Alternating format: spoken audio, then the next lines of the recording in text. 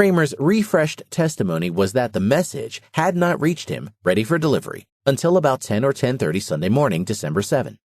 However, it was undoubtedly available to Navy officials in Washington on Saturday afternoon, for several Navy officers testified that it had been phoned or distributed to the usual Navy recipients by then. Bratton told the JCC the message had first come to his attention at about 2 p.m. on Saturday, that it had been translated by the Army, typed, and delivered to him. He then had it distributed that afternoon about 3 o'clock to the full list of persons for whom he was responsible. Bratton said he even recalled discussing its contents with both Garrow and Miles. If the pilot message had been decoded and distributed on Saturday, as Bratton testified, then Washington officials would have been on notice that Tokyo's reply to our November 26 note was on its way. They expected this reply to be a rejection of our proposal, so they would have had reason to anticipate a final break with Japan, possibly the outbreak of war, and would have had some opportunity to think about how best to respond. If it had not been available until Sunday morning, as Kramer said, the top personnel would not have been expecting Japan's response and would have had little time to anticipate and decide how to respond to the Japanese threat. When the first 13 parts of Japan's reply, which had been intercepted, decoded, and typed up by early Saturday evening, were actually placed in the hands of the top Washington officials, was crucial for determining what we knew of Japan's intentions prior to the attack. Bratton had testified variously about his deliveries of this intercept. JCC Associate General Counsel Kaufman asked him about these several discrepancies. Now, before answering your question, Bratton began, I would like to state that this is the 5th time I have appeared as a witness in this Pearl Harbor investigation. I hope it will be the last time, but it is also the first time that I have had an opportunity to examine files, records, and documents in the War Department to refresh my memory as to the details of various events, and it is the first time that I have had an opportunity to talk to the people I worked for and with at that time. In consequence, my memory as to the details of certain events have been greatly improved. As to the details of certain other events, it is foggier than ever for the reason that I have heard and seen so many conflicting arguments and statements here and elsewhere since my return to Washington. Returning to the 13 parts. There are several details that stand out very clearly in my mind. First, I called up the SIS, Signal Intelligence Service, to ask if there was any likelihood of the 14th part coming in later that night, December 6th. After some discussion in the SIS, this officer returned to the phone and he said, no, there is very little likelihood of that part coming in this evening. Bratton knew Hull had a strong interest in this message, so he put the 13 parts in the pouch, locked it, and delivered it personally to the State Department's night duty officer sometime after 10 p.m. He advised the night duty officer that this was a highly important message as far as the Secretary of State was concerned, and it should be sent out to his quarters immediately. Bratton was assured it would be. Then, at about 11 p.m., Bratton had returned to his quarters. From there, he phoned Miles's home and was told he was out. When Miles got home and returned Bratton's call, Bratton described the 13 parts in guarded terms and added that the 14th and most important part had not yet been received. Miles said he had seen the 13 parts where he had been a dinner guest. Bratton also told Miles that Miles, had delivered the first 13 parts to Hull. Kaufman asked Bratton if Miles had told him it wasn't necessary to deliver the 13 parts to Marshall that night. Bratton remembered no such instructions. Kaufman then read into the record Miles's JCC testimony in which he took full responsibility for that message not going to the Chief of Staff that night. I knew its substance. I did not consider that it was necessary to arouse the Chief of Staff at that time of night for that message. After having this testimony called to his attention, Bratton added, I would like to say further at this point that if there was any error of omission or commission with respect to the delivery of the 13 parts of that message, Saturday night of the 6th of December 1941, to Army personnel, the error was mine, and I accept full responsibility for it. In this way, both Miles and Bratton added their names to the list of those willing to take the responsibility for a possible failure on the part of Marshall. Denials by top officials lead Bratton to doubt his earlier testimony. The persons in the Army who customarily received magic, Bratton said, were Marshall, Garrow, and Miles. And do we have it now, Kaufman asked, that no delivery was made to any of those persons other than to the Secretary of State, and excepting General Miles, who had already seen it at Admiral Wilkinson's house. This is the point, Bratton said, at which his memory begins to go bad. He could not state positively whether there was any delivery made that night or not at this time. He had testified before the APHB that he had made delivery to the Secretary of the General Staff, to the night duty officer, or to General Garrow and to General Miles. That, Bratton said, was his normal procedure. He tried to make simultaneous delivery to all these people. However, when he had made that statement to the APHB, he had not remembered that Colonel Dusenberry was working with me in the office that night. Also, Clausen had shown him a number of sworn affidavits collected from various officers, Fidel Smith, General Ralph Smith, Garrow, Gailey, and others, to the effect that they did not receive the 13 parts of this message from me or from anyone else Saturday night. Now I know all these men. I do not doubt the honesty and integrity of any one of them, and if they say that I did not deliver these pouches to them that night, then my memory must have been at fault. Asked by Ferguson why he had changed his testimony, Bratton replied, "It was a combination of facts, sir. My subsequent recollection that Colonel Dusenberry was at work with me in the office that evening, and the affidavits of various officers stating that I did not make deliveries to them on Saturday evening, and my recollection of the telephone conversation with General Miles at about 11:30 Saturday night, my subsequent conversations with Colonel Dusenberry, with whom I have talked here in Washington, my conversations with General Garrow, with whom I talked here in Washington, my conversations with General Miles before he appeared before the committee. All of these have combined to lead me to the belief that the evidence that I have given before the committee today is my best recollection of the facts." After the lengthy questioning of Safford, Kramer, Bratton, and all the other officers concerned, it was difficult to know just what to believe. Their testimony had often been confusing and contradictory. Kramer's testimony did little to clear up the mystery over whether a Winds execute had been intercepted before December 7, or if it had been, what it had meant. His testimony about the pilot message raised questions as to whether it was actually received before or after the 14-part response itself. And Bratton's testimony on the delivery of the Japanese intercepts during the evening of December 6 helped little in clarifying the situation. Intercepts indicating imminence of war delivered to the White House evening December 6. At my suggestion, committee member requested a list of all persons who had been on duty at the White House on December 6 and 7. One name on that list was Navy Commander Lester R. Schultz. On February 12, 1946, while at sea aboard the Indiana, Schultz received orders to come to Washington. When he arrived at the Capitol, Senator Ferguson and Lieutenant Commander Beecher, assistant counsel, and the Navy's liaison to the committee, took him aside in a room adjoining the chamber where the hearings were being held. When the senator returned to the committee table, he said to me, sotto voce, "This is it." Schultz had told his story about the evening of December 6 to no one except when he had spoken briefly with Beecher the previous December. This was his first time to testify, he said. He had never written his experiences down and had no notes. In 1941, Schultz had been a Navy lieutenant in the Office of Naval Communications for Communications Intelligence. He had first entered the White House on December 5 on a temporary assignment from the Communications Division. On the evening of December 6, he had been on temporary duty at the White House and a communications assistant in Naval Aide Captain Beardall.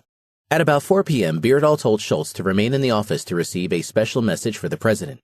During the evening, Captain Kramer would bring up some magic material and that I was to take it and give it immediately to the president, Schultz testified. The material would be in a locked pouch and Beardall gave Schultz the key so he could remove the material. Beardall told him it was of such importance that the president was expecting it. Beardall himself left at about 5:30 to attend a dinner party. This was the first time in his 7 months as FDR's naval aide that he had been asked to make special arrangements to deliver a message to the president after 5:30 or 6 in the evening, i.e. after the close of the ordinary workday. The first 13 parts of the Japanese reply were in the Navy Department and ready for distribution by 9 p.m. on December 6. Before delivering the locked pouch with these 13 parts to anyone else, Kramer took them to the White House. Schultz had been given a small office, not in the White House proper, but in a corner of the mailroom in the White House office building.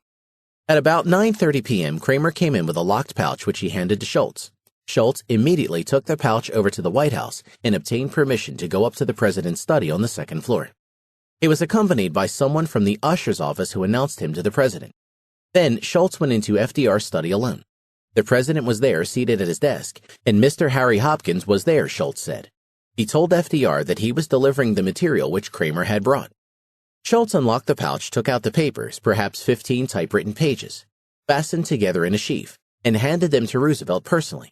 According to Schultz, the president read the papers, which took perhaps 10 minutes. Then he handed them to Mr. Hopkins. Mr. Hopkins then read the papers and handed them back to the president. The president then turned toward Mr. Hopkins and said in substance, "This means war." Mr. Hopkins agreed, and they discussed then for perhaps 5 minutes the situation of the Japanese forces, that is, their deployment. Schultz was a young graduate of Annapolis, decent and upright in appearance, his manner open and forthright. There could be no doubting the truth of what he was saying. The spectators in the packed hearing room listened in complete silence, straining to catch his every word. Counsel Richardson asked Schultz if he could remember anything specific that FDR or Hopkins had said. Schultz could only remember a few words, but he could say definitely that the substance of it was that I believe Mr. Hopkins mentioned it first, that since war was imminent, that the Japanese intended to strike when they were ready, at a moment when all was most opportune for them. That is, when their forces were most properly deployed for their advantage. Indochina in particular was mentioned because the Japanese forces had already landed there, and there were implications of where they would move next. The president mentioned having sent a message to the Japanese emperor concerning the presence of Japanese troops in Indochina and requesting their withdrawal. Schultz did not see Roosevelt's message, but he recalled the president quoting from this message that he drafted to the effect he had told Hirohito that he could not see how it could be held that there was any danger to peace in the Far East as far as the United States was concerned if there were no Japanese forces in Indochina. In other words, we were not going to attack Indochina, nor was anyone else. Therefore, the presence of Japanese forces in Indochina was for an aggressive purpose or for ulterior purposes on the part of the Japanese. We ourselves held no threat for Indochina. Schultz continued. Mr. Hopkins then expressed a view that since war was undoubtedly going to come at the convenience of the Japanese, it was too bad that we could not strike the first blow and prevent any sort of surprise. The president nodded and then said, in effect, no, we can't do that. We are a democracy and a peaceful people. Then he raised his voice, and this much I remember definitely. He said, but we have a good record. Schultz got the impression that we would have to stand on that record. We could not make the first overt move. We would have to wait until it came. The only geographic name Schultz remembered was Indochina. There was no mention of Pearl Harbor. The time when war might begin was not discussed. There was no indication that tomorrow was necessarily the day, he said. Schultz carried the impression away because it contributed to my personal surprise when the news did come. According to Schultz, there was no mention made of sending any further warning or alert. After the discussion to the effect that the war was going to begin at the convenience of the Japanese, the president said he believed he would talk to Admiral Stark. He started to get Admiral Stark on the telephone. It was then determined, I do not recall exactly, but I believe the White House operator told the president that Admiral Stark could be reached at the National Theater. Schultz could not hear what the operator said, but he did hear the National Theater mentioned. The president then went on to state in substance that he would reach the admiral later, that he did not want to cause public alarm by having the admiral paged or otherwise when in the theater, where I believe the fact that he had a box reserved was mentioned, and that if he had left suddenly he would surely have been seen because of the position which he held. An undue alarm might be caused, and the president did not wish that to happen because he could get him within perhaps another half an hour in any case. According to Schultz, nothing was said about telephoning anybody else. To the best of my knowledge, that is all that was discussed. The president returned the papers to me and I left the study. Schultz had been there about a half an hour. He left about 10. He then went back to the office, over toward the State Department on the basement level. Kramer was waiting. According to Schultz's recollection, he returned the locked pouch to Kramer. The happenings during that particular period are somewhat hazy, but I know that I did not have the papers the next day. Further, I hadn't too suitable a place to put them during the night because of their high secrecy classification. I would not have kept them under any circumstances. Schultz phoned Beardall to inform him that I had received the papers, the president had seen them, and I had carried out my instructions. Schultz was then free to go home. He left the White House at about 10:30. Schultz's testimony demolished the administration's claim of shocked surprise at the Japanese attack. The Democratic members of the JCC were stunned. They did not attempt to rebut. His appearance was a highlight of the congressional investigation. General Marshall does not recall his activities Saturday night, December 6. There is no evidence in the JCC hearings that FDR actually summoned his closest aides to the White House the night of December 6 through 7. But for FDR to call a meeting to discuss the growing crisis would have been consistent with his operational style. He liked to talk things over with his associates. Marshall and Stark were the only ones asked if there might have been such a meeting, and their answers were not very helpful. Keefe states, "Can you state definitely whether or not you have a present recollection as to whether the president did in fact contact you?" Marshall replied, "I am quite certain that he, the president, did not contact me. There is no question in my mind. No, that is a positive answer." Keefe replies, "And you are certain that you did not attend any meeting then at the White House that night?" Marshall replied, "I am absolutely certain of that." So all the evidence in my own mind, short of my absolute knowledge of the matter, is that I was home as was customary. Keefe replies, but you are certain of one thing, and that is that you received no communication from the president on the evening of the 6th of December, and that you didn't attend any meeting at the White House that night. Marshall replies, that is correct. I will add that the first information I had of anything unusual was, as I have testified, after I got into my shower, or was going into my shower December 7 a.m., when this message was relayed to me from Colonel Bratton that he wanted to come out to the house with an important matter. Gerhardt, questioning Stark, says, when you left the office on Saturday night, did you leave word there as to where you were going to be and where you could be reached on December 6, 1941? Stark replies, yes, when I went out, I always left word. I do not recall of any time when I did not. I do not recall being out that night, but I also do not recall whether I was out or not. So there it is. If I were going out at night, my aide would usually leave word with the duty officer where I could be found, assuming that my intentions to go out were before I left the office. If after I got home I suddenly decided to go out somewhere, I would leave word with the house and usually call up the duty officer in addition. Gerhardt states, well, have you searched the records in the office of the Chief of Naval Operations to ascertain where you were on Saturday night, the 6th day of December, 1941? Stark replies, we have found nothing as to where I was, and it follows my assumption that my thought was that I was at home. There is nothing I have been able to find out which locates where I was that evening. Gerhardt replies, in view of the fact that the Chief of Staff, Marshall, cannot remember where he was on that night, it is possible that you and he could have been together. Stark replies, I think we had no such conspiracy at that time, sir. Gerhardt, well, do you shut it out as being an utter impossibility that you and he could have been in each other's company that night? Stark, I do not shut it out as an utter impossibility that we could have been in each other's company, but I think we were not. Gerhardt, you do not remember that. Stark, no, but I feel that perhaps we both could have remembered if that had occurred. Gerhardt, well, you not remembering where you were, certainly you cannot remember that you were not with General Marshall on that night, can you? Stark replies, well, I think that may be a reasonable assumption. Gerhardt, you were together a great deal all the time, were you not? Stark replies, we were together either talking by telephone or inter-office visits a great deal during office hours. We were not together a great deal in the evening. I have heard that an effort was made to locate me.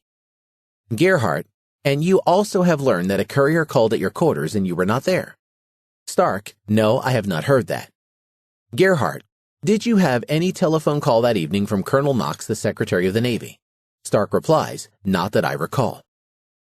32 years after the attack, evidence of just such a December 6-7 White House meeting surfaced. It came in a letter from James G. Stallman, a longtime friend of Knox, then on active duty in the Navy. On his return from Pearl Harbor immediately after the attack, Knox confided to Stallman that he, Stimson, Marshall, Betty Stark, and Harry Hopkins had spent most of the night before the attack at the White House with FDR, all waiting for what they knew was coming after those intercepts. Intercept heralding actual approach of war delivered to the Navy Sunday morning, December 7. Saturday evening, with the delivery of the first 13 parts of Japan's 14-part reply to our note of November 26, it was apparent that war with Japan was imminent. It was the next morning, Sunday, December 7, 1941, that the Japanese intercepts that heralded the final approach of war were received in Washington. Most notable among these were the 14th part of Tokyo's reply and the 1 p.m. message giving the Japanese ambassadors in Washington instructions as to precisely how and when to deliver that reply to Secretary of State Hull. JCC members devoted considerable time to asking Navy courier Kramer about his Sunday morning deliveries. Kramer had said in his 1944 memorandum that on his first trip Sunday morning he had seen Stark with others in his office about 0900 when he, Kramer, had left night before matters, including all 14 parts of Japan's reply to our note of November 26. Footnote number 227 reads, the sequence of Kramer's December 7 morning deliveries varied slightly from account to account. At the NCI, Joint Committee Pearl Harbor Attack, Part 33, pages 858 through 860. In mid-1944, he said he had delivered the 13 parts plus Part 14 and other new material to number 1, Stark, number 2, the White House, and number 3, Knox, at the State Department. Then, upon his return to the Navy Department at 10:20, he found the 1 p.m. message had been received. On February 6, 1946, before the Joint Committee, he testified, in the same work, Part 8, pages 3904 to 3908, that he had delivered all 14 parts to number 1, McCollum, number 2, Wilkinson, number 3, Stark, possibly through McCollum and Wilkinson, and number 4 directly to Knox, whom he saw personally at State. He had then returned to the Navy Department where he had encountered the 1 p.m. message. This account made no mention of delivering the 14 parts to the White House, Joint Committee Pearl Harbor Attack, Part 8, pages 3904 to 3908. Kramer testimony, February 6, 1946 at the JCC. Richardson: Now, how early did you go to the office the next morning? Kramer replies: My recollection is it was very shortly after 7:30. The normal office hours commenced at 8 o'clock. I further wanted to be at the office earlier that morning, December 7, than usual, because of the likelihood that I would have to make earlier disseminations that morning than usual, late morning. I had a specific appointment to be at the State Department by 10 that morning, on instructions from Secretary Knox. I gathered from conversation with Admiral Wilkinson that Admiral Stark would very likely be in Sunday morning, which was not a usual practice. It was an unusual thing for Admiral Stark to be there on Sunday morning, italics added. On a number of occasions that fall on Sunday morning, I had delivered folders to his home and had been received in his study on the second deck, he being in pajamas and dressing gown, on one occasion having breakfast. I recollect that because I was offered some coffee. Richardson: Now, you got in your office around 7 o'clock on Sunday morning. Kramer replies: Shortly after 7:30 is my best recollection. My recollection is that the 14th part was there shortly after I got in that morning, or possibly when I got in that morning. I was on a 24-hour basis and my translators were also. I had on at least 24 occasions during the course of 1941 been called to my office at odd hours of the night, sometimes 2 or 3 in the morning. I had standing instructions with the GY watch officer to call me anytime they felt a translator was required. I was the nearest translator to my office, only 5 minutes away in Arlington near Fort Myer. I therefore put myself in the status of being the first one called rather than one of the translators whose homes were in outlying districts. Richardson replies: When the delivery was made on Sunday morning, then the entire 14-part message was delivered as one message? Kramer answers: That is correct, sir. Some details of delivery between 8 and 9 o'clock I have only in the last month or so had my memory refreshed on, in conversations with other officers. The first delivery, to my present best recollection, was made to Commander McCollum, head of the Far Eastern Section, Navy Intelligence.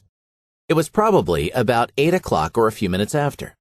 Another delivery was made, I believe, about 8:45 to Captain McCollum also, or Commander McCollum then, when I was informed that Admiral Wilkinson had arrived at his office, and I therefore automatically delivered another copy to Admiral Wilkinson.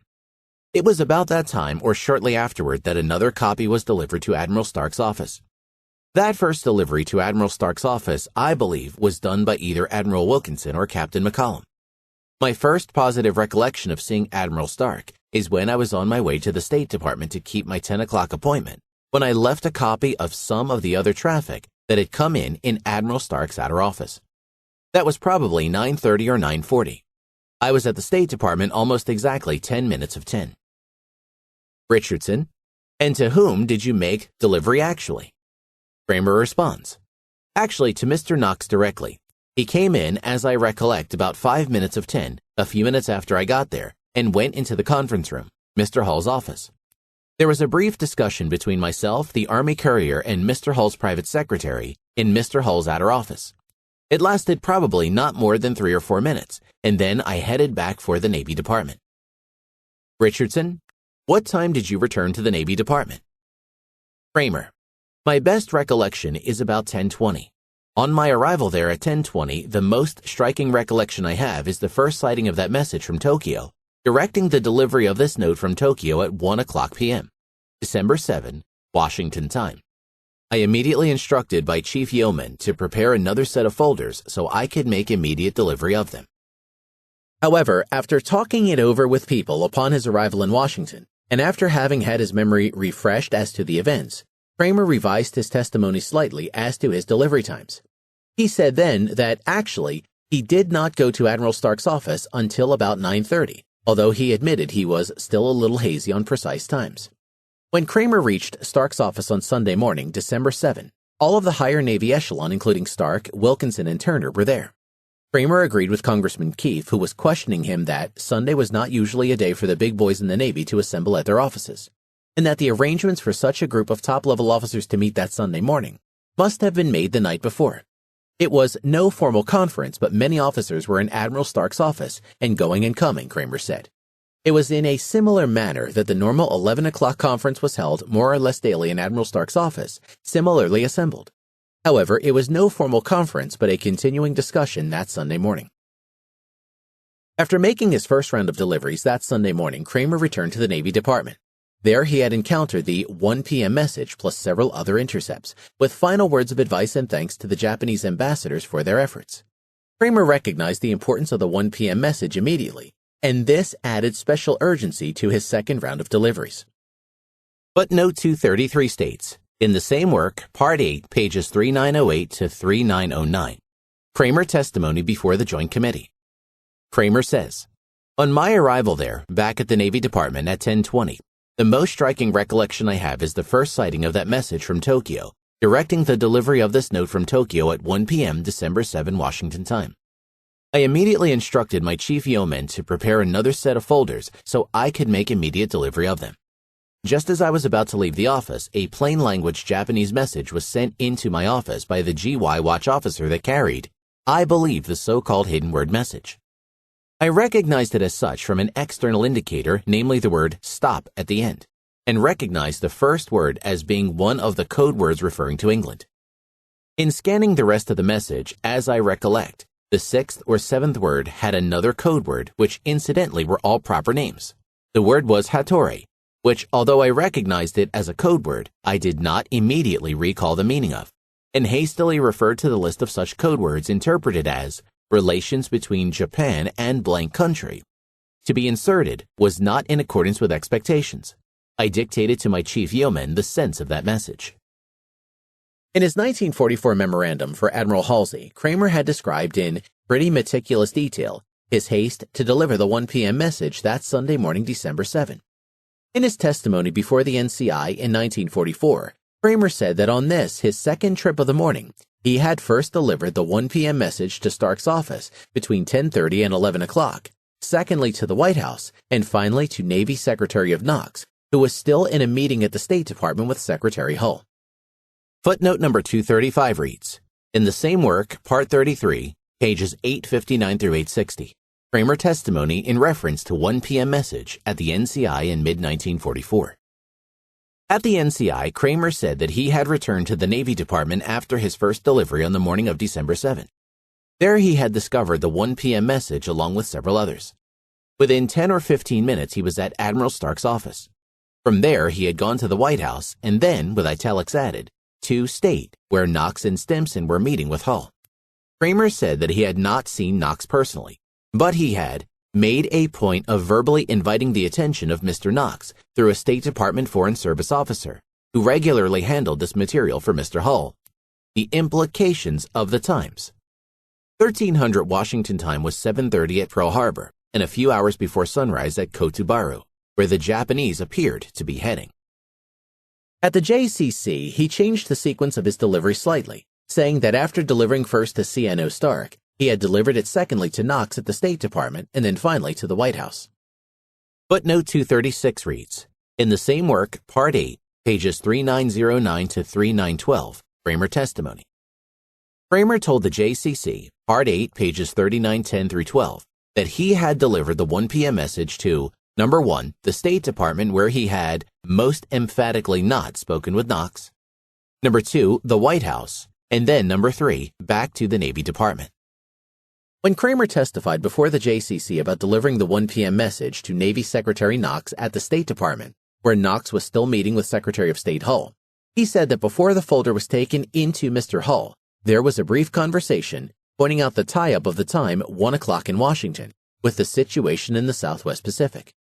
Kramer had talked with one of Mr. Hull's private secretaries about that, also with the Army courier. He thought it could have been Bratton, who was there at the time making delivery to Secretaries Hull and Stimson. Safford had told the NCI that when Kramer made delivery to Knox at the State Department on Sunday morning, December 7, Kramer had sent a note via Knox's personal aide, a Foreign Service officer, saying in effect that this means a sunrise attack on Pearl Harbor today and possibly a midnight attack on Manila. Footnote 238 reads, in the same work, Part 9, pages 4180, excerpt reprinted from Safford NCI testimony. In the same work, Part 9, pages 3909 Kramer testimony. Kramer states, I stopped off at Admiral Stark's office. Stark was in his office. It was between 10:30 and 10:35. The office door was closed. Word was sent in that I had something for him. My impressions earlier have been that it was his flag secretary, then Commander Wellborn. That has only quite recently been corrected on that score, since I am informed that Wellborn was not there that morning at all. My recollections were fully refreshed in a conversation only in the last few days with Captain McCollum, to the effect that he was the one who came to the door. I distinctly recollect that now. I further recollect pointing out to Captain McCollum the tie-up of time, 1 o'clock Washington, with the scheme that had been developing for the past week or so in the Southwest Pacific, with reference to Malaya and the Kra Peninsula. Captain McCollum reacted instantaneously to my pointing that out. His reactions, I believe, were identical to mine. I do not believe our conversation lasted more than 10 seconds or so, and then I headed for the State Department. In the same work, Part 8, pages 3910. Arriving at State at about 10:45, Kramer made delivery to one of the private secretaries of Mr. Hull. Before that folder was taken into Mr. Hull, there was a brief conversation of the identical nature that I had had with Captain McCollum at Admiral Stark's door, pointing out the tie-up of the time 1 o'clock Washington with the situation in the Southwest Pacific. Richardson states, 1 o'clock Washington meant dawn in Hawaii, did it not? Kramer responds, it was 7:30 in Hawaii, yes sir. Richardson replies, and was that fact pointed out in your conversation with McCollum and at the State Department? Kramer replies, it was mentioned in passing, yes sir. Kramer said he had not then seen Knox personally, and he had most emphatically not sent him a note. There was only the verbal explanation. Kramer had not said that the time, 1 o'clock, had any significance in connection with any attack at Pearl Harbor. Footnote number 240 reads, in the same work, pages 3909 to 3912, Kramer testimony. Questioned by Richardson, Kramer said, the primary point of that, the 1 o'clock delivery time, was the conviction, at least in my mind, that the Japanese intended to carry out their plans against Kodabaru, with the intention and purpose of forcing the hand of the Thai premier, Peeble, who had been maintaining for some time past the position that his country was neutral, that any foreign nation that invaded his quarters would be considered an enemy, and that the moment such an invasion took place, he would call on the other party for assistance. By other party, I refer to Japan or to Britain. In the same work, Part 9, page 4110 and 4116, excerpts of Kramer's 1944 memorandum reprinted. Kramer explained the significance of the 1 p.m. message for Knox's benefits, as he often had explained other Japanese intercepts to the Navy personnel authorized to see them.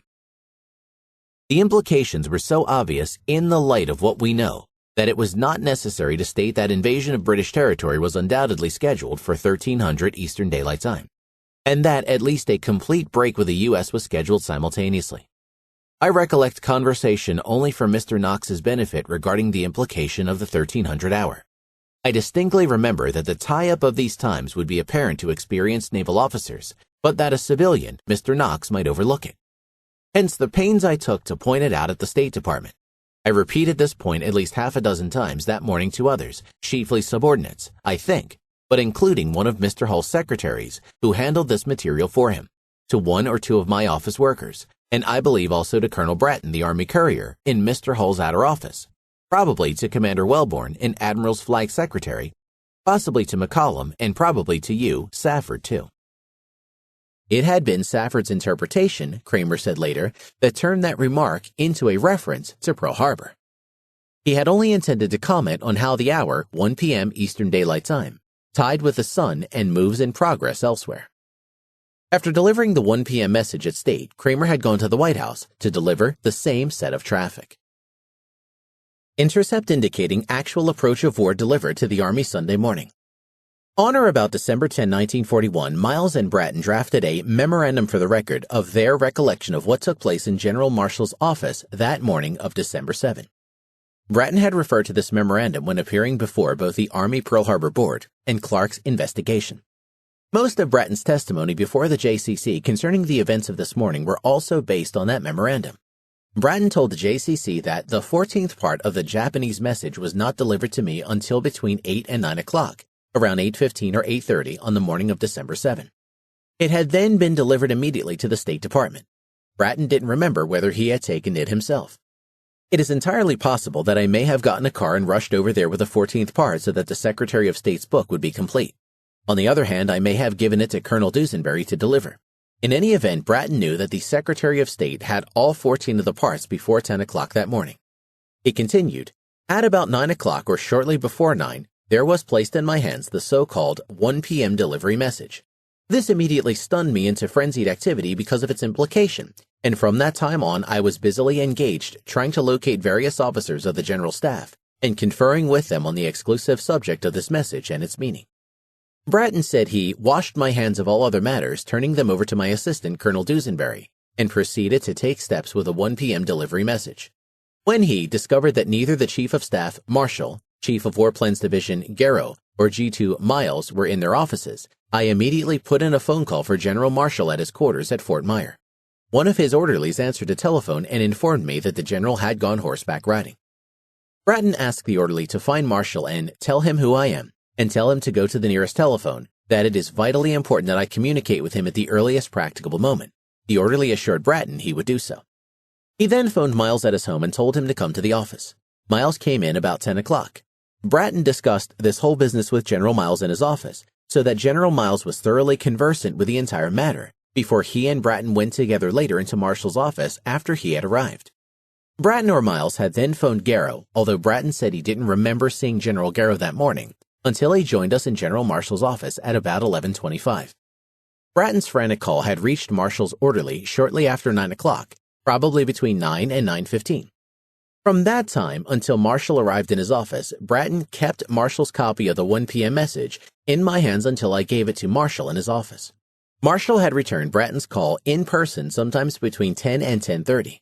Bratton explained to him that I had a most important message that he must see at once, and that if he would stay where he was, I would get a car and bring it to him. Bratton thought he could have gotten there in 10 minutes. Marshall replied, "No, don't bother to do that. I am coming down to my office. You can give it to me then." Marshall finally arrived about an hour later at 11:25 a.m. Bratton couldn't explain why it had apparently taken Marshall an hour or more to reach the War Department when it was normally a 10-minute trip from his quarters to his office. It took Marshall only 10 minutes to make that same trip in the afternoon after he had heard the news of the attack.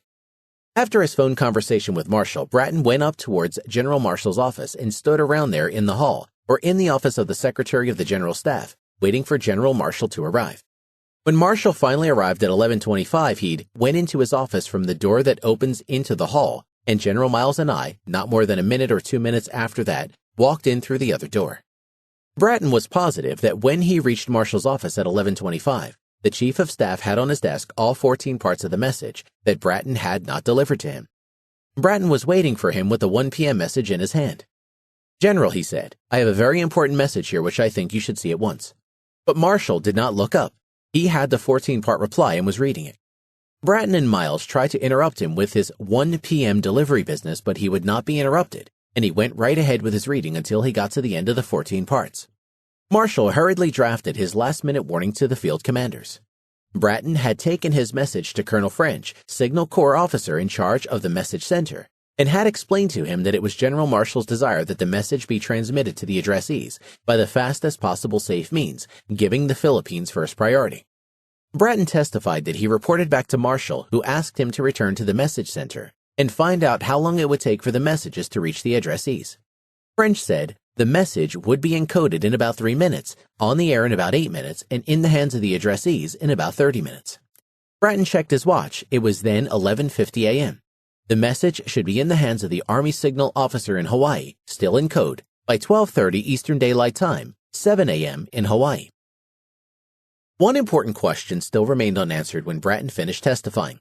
If he hadn't delivered the 14-part reply to Marshall, how was it on his desk when he arrived at 11:25 a.m.? Gerhardt asked Bratton where Marshall could have obtained it when the only places that the 14 parts had been delivered before that meeting at 11:25 was at the White House and the State Department and to Admiral Stark. Had Marshall obtained a copy from Stark or the White House, where Kramer had made deliveries that morning? Did Bratton's assistant Dusenberry deliver it to one of Marshall's secretaries, possibly Colonel Dean, earlier that morning, as Bratton said he might have? Or could he have gotten a copy of the first 13 parts at the White House during the night, possibly from Hull, for whom Bratton had delivered them to the State Department, or from Knox, to whom Kramer had delivered in his Wardman Park apartment. FDR had not kept copies of the messages delivered to him Saturday evening. Marshall's Sunday morning whereabouts. Another unanswered question concerns Marshall's whereabouts on the morning of December 7. He was supposedly on duty 24 hours a day. If unavailable for some reason, an aide or duty officer should have been able to reach him at any moment. Yet Bratton told the JCC that when he called his quarters at about 9 o'clock Sunday morning in the attempt to deliver the urgent 1 p.m. message, he was told Marshall was out horseback riding. Where was Marshall during the hour and a half between 10 or 10:30 a.m. when he returned Bratton's 9 o'clock call and 11:25 when he arrived in his office? Marshall may have gone horseback riding earlier, but where was he when he called Bratton? Bratton assumed he was still at his quarters at Fort Myer. But was he? Perhaps he was calling from somewhere else, and that was why he had told Bratton not to drive out but to wait in his office. Did he call from somewhere in the War Department? From Stark's office in the Navy Department? The White House? One report of Marshall's whereabouts that morning comes from then-Colonel, later Major General John R. Dean. On the day of the attack, Dean was one of the secretaries of the General Staff. Marshall had asked him to come into the office that Sunday morning to write a one-page statement on the number of planes and anti-aircraft guns in the United States. Marshall wanted that information to refer to during his scheduled appearance before a congressional committee the next day. Later, in describing the events of the day, Dean wrote that Marshall had arrived at the office at about 10 o'clock or shortly thereafter and had a series of conferences with staff officers from G2 and the War Plans Division. So Marshall could have phoned Bratton from the War Department at 10 o'clock. But why would Marshall not want to tell Bratton where he was? Why would he want to conceal his activities that morning? Would they have destroyed the myth that the Japanese attack was unexpected? Or was some devious scheme afoot that would have ruined the nation's reputation as a peace-loving nation if it had become known? Some years later, in an interview, May 3, 1961, Captain Arthur H. McCollum, at the time of the attack chief of the Far Eastern Section of the Navy's Communication Division, told me that he knew nothing about the JCC testimony reporting Marshall out horseback riding that Sunday morning, but he was willing to swear that he had seen Marshall coming out of Stark's office at around 9:30. Stark cannot recall his Saturday evening whereabouts or early Sunday morning activities. Like Marshall, Stark was supposed to be available 24 hours a day. If he was not at home or in his office, an aide or duty officer should have been able to locate him at any time. Yet Kramer, who had phoned Stark's home Saturday evening about the 13 parts, had not been able to reach him.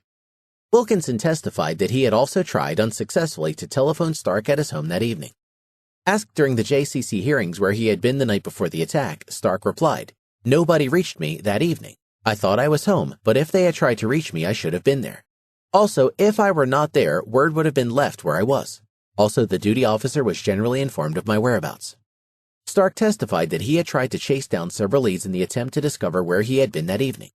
Unfortunately, he said, his wife had destroyed her date calendar of that time. "We have found nothing as to where I was, and it follows my assumption that my thought was that I was at home. There is nothing I have been able to find out which locates where I was that evening." Gearhart asks Stark, in view of the fact that the Chief of Staff cannot remember where he was on that night, is it possible that you and he could have been together? Stark thought they had no such conspiracy at that time. He did not shut it out as an utter impossibility that we could have been in each other's company, but I think we were not. We were together either talking by telephone or inter-office visits a great deal during office hours. We were not together a great deal in the evening. JCC General Counsel Mitchell told Stark that, according to the record, Knox and Wilkinson had both received Japan's first 13 parts during the evening. As a result, Knox had made an appointment for the next morning with Stimson and Hull. Yet Stark said he had no recollection of having seen or heard of the pilot message, announcing that the Japanese reply would soon be en route. His first information on that score, he said, was Sunday forenoon. Stark also insisted he had not heard anything at all that evening about the 14-part message. He was asked by JCC members when he had gone to his office on Sunday morning. He didn't answer directly. "I can only guess on that. I usually got down to the office Sunday mornings around 10:30, and I just assumed that I had gotten there somewhere around 10:30 or 11. I was lazy on Sunday mornings unless there was some special reason for getting up early. I usually took a walk around the grounds and greenhouse at the Chief of Naval Operations Headquarters and didn't hurry about getting down, and my usual time, as I recall, was about 10:30 or 11. What time it was on this particular Sunday morning, I couldn't go beyond that." According to Stark, therefore, it was about 10:30 or 11 after he reached his office that morning that he saw the 14-part Japanese reply.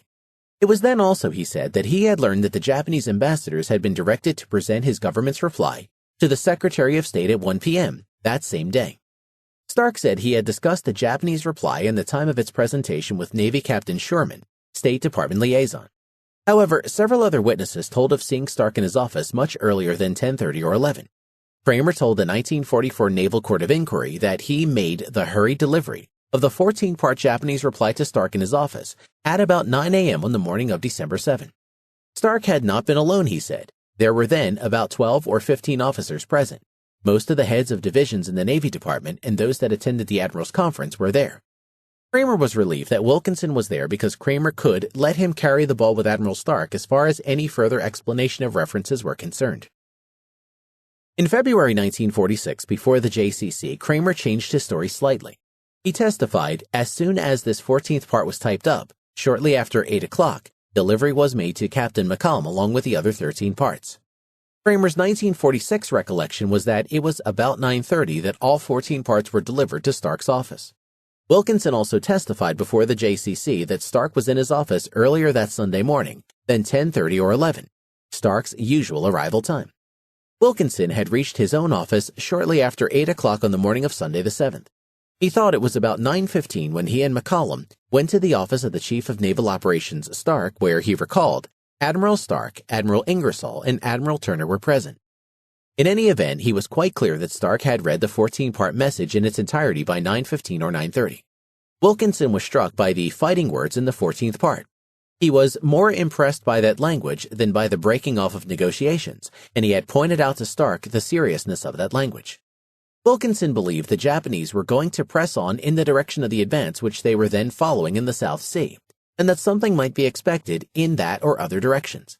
He was particularly concerned that, in view of this strong language, the fleet should be advised of the latest development. According to Wilson, Stark had the authority to act. Wilkinson thought Stark should act, but Stark did not act. It would certainly appear that Stark was in his office and had seen the 14-part reply and even the 1 p.m. message, several hours before the Japanese ambassador's delivery deadline. Yet, except for the assembly of an unusual number of naval officers, the apparent lack of any sense of urgency in Stark's office contrasted sharply with the frantic activity in Marshall's office at the last minute, after he finally arrived there at 11:25. Stark said that when Marshall phoned him at about 11:40 and asked what I thought about sending the information concerning the time of presentation onto the various commanders in the Pacific, Stark's first response was that we had sent them so much already that I hesitated to send more. A minute or so later, Stark called Marshall back and told him there might be some peculiar significance in the Japanese ambassador calling on Mr. Hull at 1 p.m., and asked him to include instructions to his Army people to inform their naval opposites. Pearl Harbor attack, not a complete surprise to FDR. Further evidence that the attack did not take the administration by complete surprise is revealed in FDR's letter, dictated December 5 to Wendell Willkie, defeated 1940 Republican presidential candidate. In that letter, FDR had suggested that Willkie visit Australia and New Zealand as special representative of the president. It would, of course, be of real value to cement our relations with New Zealand and Australia, and would be useful not only now but in the future. There is always the Japanese matter to consider. The situation is definitely serious, and there might be an armed clash at any moment if the Japanese continued their forward progress against the Philippines, Dutch Indies, or Malays, or Burma. Perhaps the next 4 or 5 days will decide the matter. After the attack, before mailing, the president had added in longhand, this was dictated Friday morning, long before this vile attack started, FDR. Committee adjourned. The committee, created by a Senate resolution of September 6, 1945, had held its first open hearings on November 15, 1945. By the time Commander Schultz appeared on February 15, 1946, most of the principals involved in the attack had been heard from. The hearings continued a few more days and a few more persons were questioned. Finally, the committee members decided it was time to wind up their hearings. In closing, Chairman Barclay congratulated the members. On the whole, the attendance of this committee and the interest it has manifested in the testimony of all the witnesses has been extraordinary. The committee adjourned February 20, 1946, subject to recall by the chairman. Committee reconvened to hear testimony, read December 6 through 7, whereabouts of Stark and Marshall. On April 9, Barclay reconvened the committee to question Stark and Marshall once more as to their whereabouts on December 6 through 7. Marshall had been appointed ambassador to China by President Truman in 1945, but was back in Washington for a brief visit in April 1946. At that time, he appeared once more before the committee. Brewster asked Marshall, among other things, to explain why, in view of all pre-attack considerations and factors, he had not expected an attack on Pearl Harbor. Marshall said he felt that was a vital installation. That was the only installation we had anywhere that was reasonably well equipped. In our opinion, the commanders had been alerted. In our opinion, there was nothing more we could give them at the time for the purpose of defense.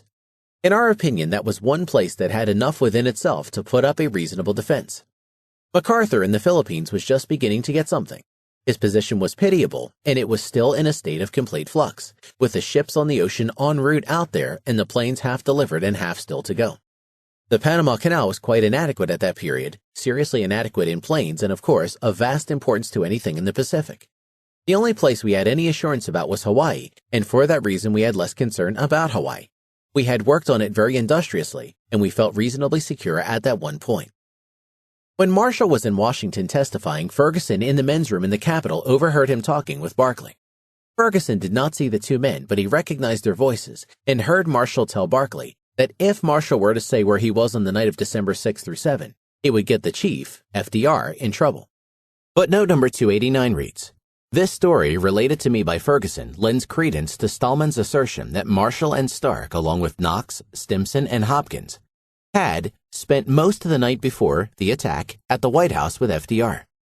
See James G. Stallman's November 26, 1973 letter to Admiral Kemp Tolley, copy in author's files. Several attempts were made in the course of the JCC hearings to determine if there had been such a White House meeting. See, for instance, the questioning of Marshall in the same work, Part 3, page 1110, and Part 11, page 5193, and the interlocutory with Stark at Part 11, page 5549. These remarks may also have sparked the following line of questioning by Keefe. He reminded Marshall that on Saturday evening, after the president had read the first 13 parts, he had turned to Hopkins saying in substance, "This means war." The president had then tried to get in touch with Stark. Keefe states, "Can you state definitely whether or not you have a present recollection as to whether the president did in fact contact you?"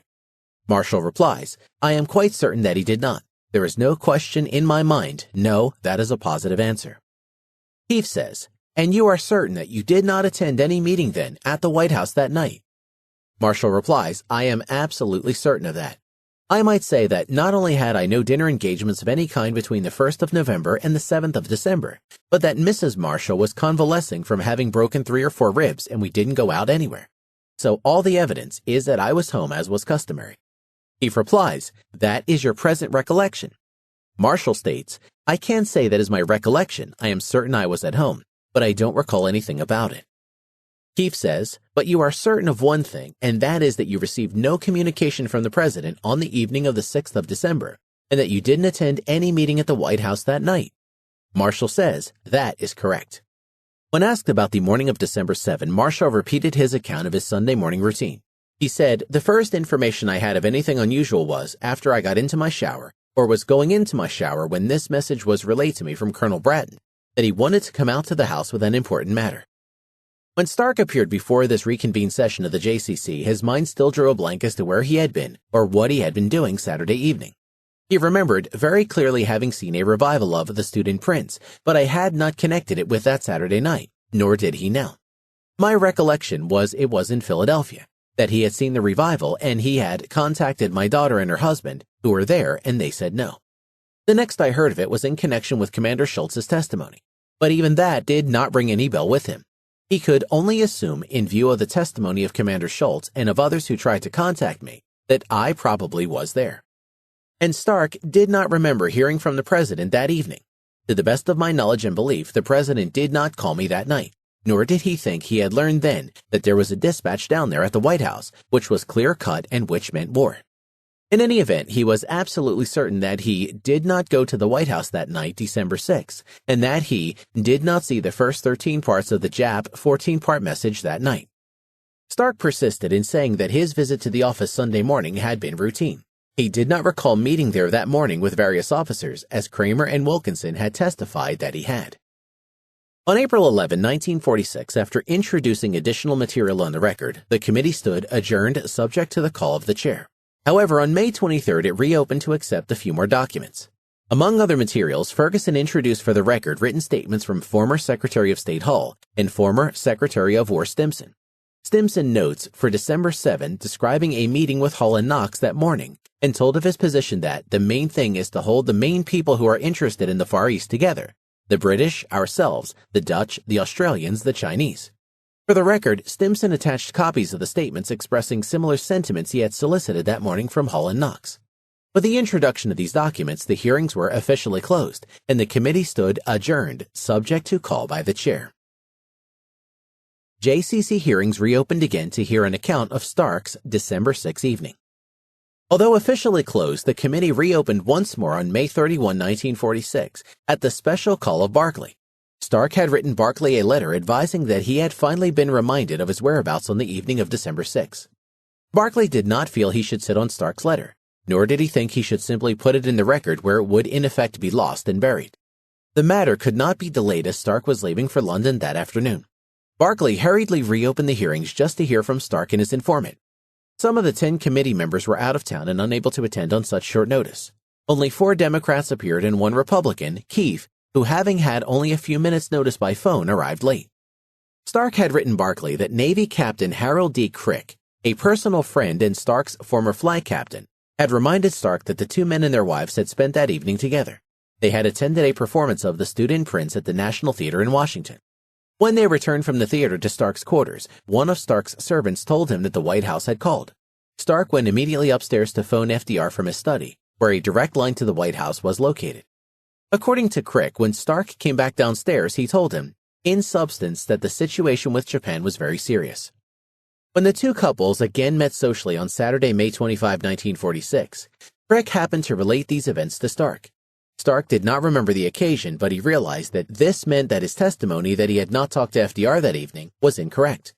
The more Stark thought about this, the more disturbed he became.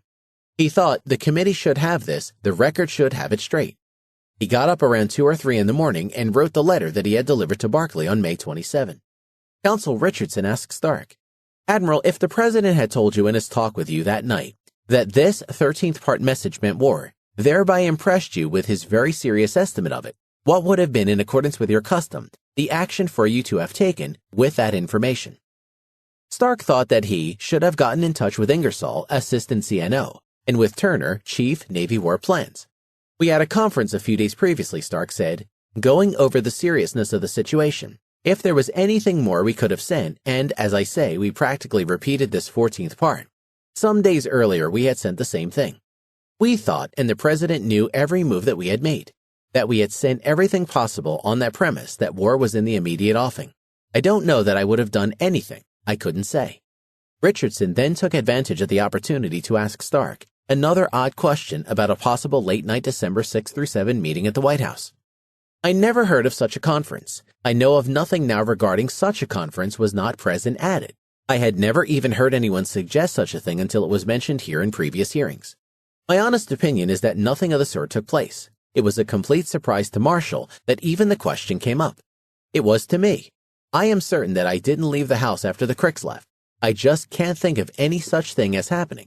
Certainly I was not present, and Colonel Knox never mentioned any such thing to me. Such a conference at the White House, under those circumstances, Stark said, would have been so extraordinarily unusual that it should unquestionably have stood out in his memory, but he didn't remember any such meeting. In spite of Crick's detailed account of the events of the evening, Stark's memory did not revive. He remained consistent in saying that he could recall neither attending the theater with the Cricks nor phoning the President when he returned home. He did not remember that evening. Keefe had arrived at a special meeting only after Stark had given the bulk of his testimony. He feared that by reopening the hearings for this purpose, they were establishing a precedent now that may plague us in the future, and that its proceedings could go on and on.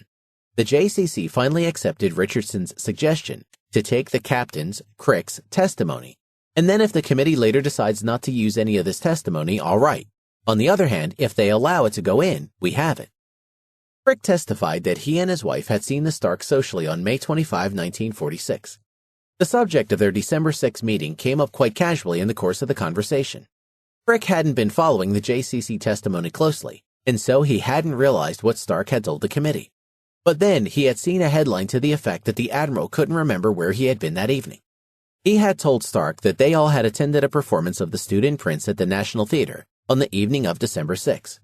When they returned to the admiral's quarters, one of the servants had told Stark that there had been a White House call during the evening. Stark excused himself and retired to his study on the second floor. When he returned, he said only that the conditions in the Pacific were serious, in a critical state, something of that sort. Frick's reminder of their December 6 theater party made Stark realize that he had given wrongful testimony to the JCC, and according to Crick, he was very disturbed. Stark told him, "You realize that I have testified to the contrary," and he implied that this matter should be laid before the committee. Asked by Lucas how he could remember this so vividly, Frick replied that the events of the evening were strongly impressed on his mind, because I was a very small fish and great things were transpiring, and you don't forget that sort of thing. It is not like looking down when you look up at something. When the Pearl Harbor disaster struck the following day, the entire evening was definitely impressed on him, and he said it will be